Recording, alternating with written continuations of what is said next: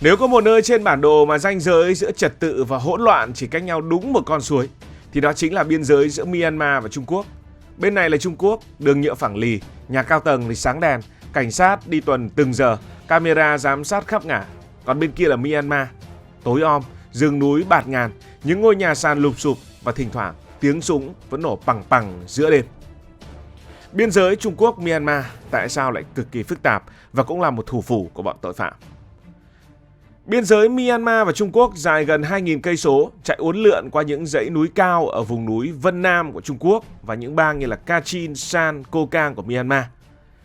Nhìn trên bản đồ thì có vẻ rất là rõ ràng, nhưng mà khi đặt chân đến thì người ta sẽ nhận ra biên giới này có những đoạn chỉ tồn tại trên giấy tờ. Thực tế nó là một dải rừng rậm, thung lũng sới sâu, nơi con người hai bên đã sống hòa lẫn vào nhau hàng trăm năm nay. Ở đó, hàng chục dân tộc thiểu số đã sống đan xen, có người Hoa, người Kachin, người San, người Cô Cang, người Lisu, người Akha, người Lahu. Mỗi dân tộc lại có một tiếng nói, một phong tục và thờ một vị thần riêng. Cái đặc biệt ở vùng này là có nhiều cộng đồng chẳng biết mình thuộc về nước nào. Có làng ở Myanmar mà dân thì toàn nói tiếng Trung, xài tiền Trung Quốc, mua sim điện thoại cũng lấy sóng từ bên kia biên giới. Còn có làng bên phía Vân Nam thì cũng có những người Myanmar sang đây cưới vợ trồng lúa rồi sinh hoạt cứ như là ở nước của mình. Đây chắc chắn là một vùng đất mơ hồ.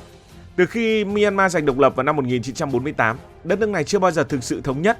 Các dân tộc vùng núi phía Bắc luôn muốn tách ra, thành lập những chính quyền riêng. Chính phủ trung ương thì yếu, quân đội thì lại chỉ mạnh ở vùng đồng bằng.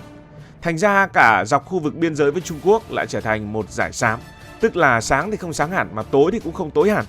Nơi nhà nước thì không có đủ quyền lực mà các nhóm vũ trang cứ mọc lên như nấm. Ở phía Bắc là vùng Kachin do quân đội độc lập Kachin kiểm soát, nắm giữ một mỏ ngọc rất lớn, nơi khai thác những viên ngọc xanh quý bậc nhất trên thế giới. Ở phía đông là bang Hoa, nơi có quân đội liên minh của bang Hoa, có tới 3 vạn lính, có xe bọc thép, có pháo phòng không và đặc biệt là được cho có mối quan hệ với Trung Quốc. Người Hoa nói tiếng Hán, dùng tiền Trung Quốc, hàng hóa trong chợ đều mang nhãn Made in China. Nói không ngoa ở đó ảnh hưởng của Trung Quốc còn lớn hơn cả ảnh hưởng của chính phủ Myanmar.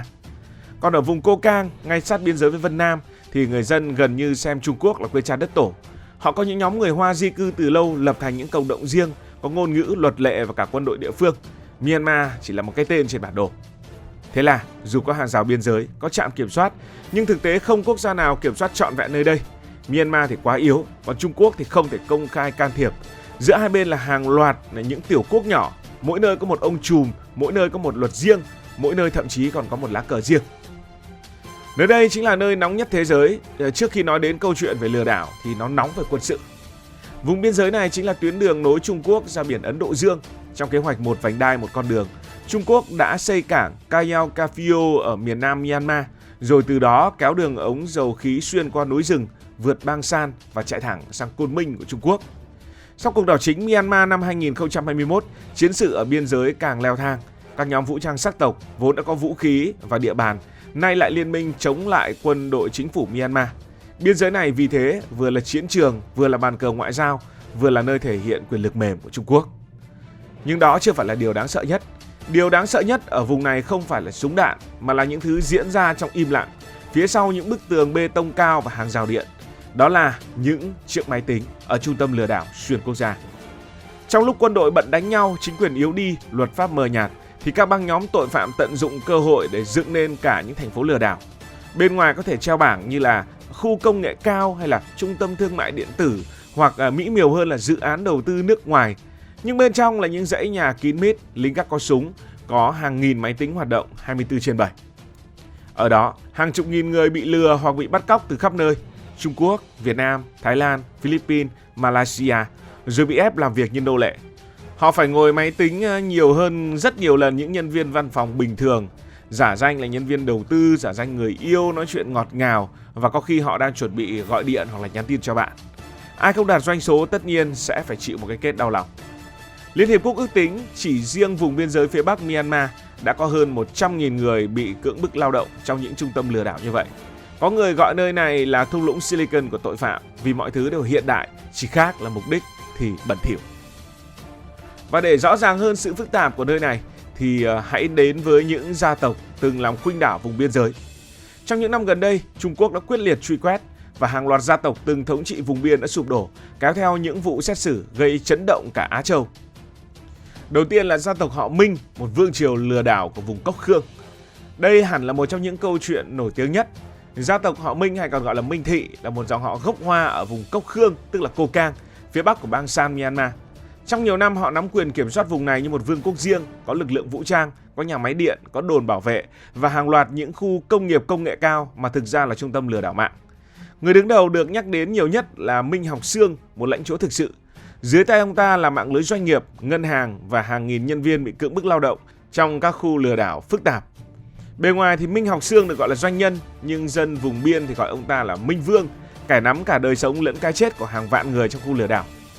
Năm 2023, trong một chiến dịch đặc biệt, khi các nhóm kháng chiến chiếm cứ nhiều cứ điểm ở vùng này, chính quyền Myanmar đã hợp tác với Trung Quốc truy bắt các đầu sỏ tội phạm. Minh Học Xương cùng gia đình bị bắt và bàn giao cho Trung Quốc. Sau đó tòa án tại Ôn Châu đã mở phiên xét xử, tuyên án cao nhất cho 11 thành viên của gia tộc họ Minh, gồm cả con trai và em trai của ông ta. Mà bạn biết đấy, án cao nhất của Trung Quốc là gì? Nếu gia tộc họ Minh là vương triều tội phạm thì Bạch Sở Thành lại là lãnh chúa ở vùng biên. Ông ta là một nhân vật kỳ lạ, vừa là doanh nhân, vừa là tướng lĩnh, vừa là người môi giới quyền lực. Bạch Sở Thành từng là người đứng đầu liên minh Cốc Khương, kiểm soát phần lớn khu vực phía đông bang San. Dưới danh nghĩa tự trị, ông ta duy trì lực lượng vũ trang riêng, bảo kê cho các dự án cờ bạc, sòng bài và lừa đảo. Tuy nhiên đến năm 2024 mọi thứ đổi chiều. Sau khi Trung Quốc phát động chiến dịch chống lừa đảo xuyên biên giới, chính quyền Myanmar buộc phải thể hiện thiện chí. Kết quả, Bạch Sở Thành cùng 10 nhân vật thân tín bị bắt và giao nộp cho Bắc Kinh. Truyền thông quốc tế mô tả đây là vụ trao đổi người lịch sử, bởi trước đó Bạch Sở Thành từng được coi là bất khả xâm phạm. Vụ thứ ba, ngay sau gia tộc họ Minh, Trung Quốc tiếp tục mở rộng chiến dịch xét xử thêm 16 thành viên của mạng lưới lừa đảo xuyên biên giới Myanmar, tuyên án tử hoặc chung thân cho nhiều người. Phiên tòa này được truyền hình trực tiếp như một cách để răn đe gửi đến hàng chục nghìn tội phạm đang trốn ở vùng biên. Truyền thông nhấn mạnh rằng đây không chỉ là xử tội cá nhân mà là thanh trừng toàn bộ mạng lưới tội phạm đã làm ô danh quốc gia, đó là 16 thành viên của liên minh lừa đảo. Trong đó có những cựu doanh nhân, những nhà đầu tư nước ngoài từng khoác áo hợp pháp để rửa tiền cho các trung tâm. Hình ảnh 16 kẻ đứng trước vành móng ngựa đã trở thành lời răn đe cho bọn tội phạm ở khu vực biên giới. Vụ thứ tư đó là vụ của Vương Hưng. Trong số những nạn nhân bị kéo vào mạng lưới lừa đảo, câu chuyện của Vương Hưng, một diễn viên trẻ người Trung Quốc, khiến dư luận phẫn nộ. Vương Hưng được mời sang Thái Lan tham gia dự án phim, nhưng khi đến nơi thì bị đưa thẳng đến biên giới Myanmar và nhốt trong một trung tâm lừa đảo ở bang San. Anh ta bị ép làm việc 12 tiếng mỗi ngày, đóng giả nhà đầu tư tiền số và nói chuyện với nạn nhân qua mạng. Sau vài tháng, nhờ một chiến dịch cứu hộ quốc tế, anh được giải cứu và kể lại câu chuyện. Những lời kể của Vương Hưng cho thấy mức độ tinh vi của những đường dây này. Chúng dựng cả những công ty điện ảnh để dụ dỗ những người trẻ có ngoại hình, kỹ năng nói chuyện, rồi biến họ trở thành những công cụ lừa đảo. Và nếu lùi về hơn chục năm trước, cái tên Nạp Kham, hay còn gọi là No Kham, từng là nỗi khiếp sợ của cả vùng Tam Giác Vàng. Hắn điều hành đường dây buôn bán chất cấm, bắt cóc và cướp tàu trên sông Mekong. Năm 2011, khi xảy ra vụ hại 13 thủy thủ Trung Quốc, Bắc Kinh đã nổi giận, điều lực lượng đặc nhiệm sang tận Lào và bắt Nam Kham về xét xử, rồi nhận bức án cao nhất vào năm 2013. Ngày ấy tội phạm vùng biên vẫn là những ông trùm truyền thống, những ông vua sông nước, nhưng đến nay hình thái tội phạm đã thay đổi. Thay vì buôn chất cấm, chúng buôn cảm xúc, dùng internet, tình yêu, tiền ảo để lừa đảo xuyên biên giới. Nếu như Nạp Kham là biểu tượng của tội ác thời súng đạn, thì những kẻ bây giờ như là Trần Trí bị Mỹ tịch thu 15 tỷ đô la Mỹ tài sản vì rửa tiền và thao túng mạng lưới lừa đảo ở Campuchia lại là biểu tượng của tội ác thời kỹ thuật số. Điểm chung của bọn chúng đều là dựa vào những vùng biên yếu kém, chính quyền tham nhũng và địa hình phức tạp để che giấu hoạt động. Nhưng khác với Nạp Kham, những ông trùm kỹ thuật số như là Trần Trí hay là Minh Học Xương không cần chĩa súng về phía ai. Chúng chỉ cần một cú click chuột là có thể hút tiền của hàng ngàn nạn nhân, hàng vạn nạn nhân khắp châu Á. Tổng kết lại, biên giới Myanmar-Trung Quốc là ví dụ hoàn hảo cho mặt trái của toàn cầu hóa. Công nghệ hiện đại, internet tốc độ cao, ví điện tử, tiền số vốn được tạo ra để giúp con người kết nối và phát triển lại bị lợi dụng để nuôi sống cả một nền kinh tế tội phạm. Ở bên kia biên giới, Trung Quốc phát triển như vũ bão, đô thị hóa, thương mại điện tử bùng nổ, nhưng chỉ cách vài trăm mét bên phía Myanmar là một thế giới nghèo đói, chiến tranh, nơi con người bị biến thành công cụ để lừa đảo người khác qua chính mạng internet. Ranh giới ấy mờ ảo cho thấy trong kỷ nguyên toàn cầu hóa, công nghệ có thể nối liền mọi thứ, nhưng cũng có thể xóa nhòa ranh giới giữa hợp pháp và phi hợp pháp. Cảm ơn vì đã quan tâm theo dõi câu chuyện này. Nếu cảm thấy thú vị, bạn có thể nhấn nút đăng ký kênh, bật chuông thông báo và chia sẻ. Còn bây giờ thì xin được nói lời chào tạm biệt. Cảm ơn các bạn đã dành sự đồng hành cùng Hải Thanh Story. Đi qua những vùng đất, khám phá những điều mới.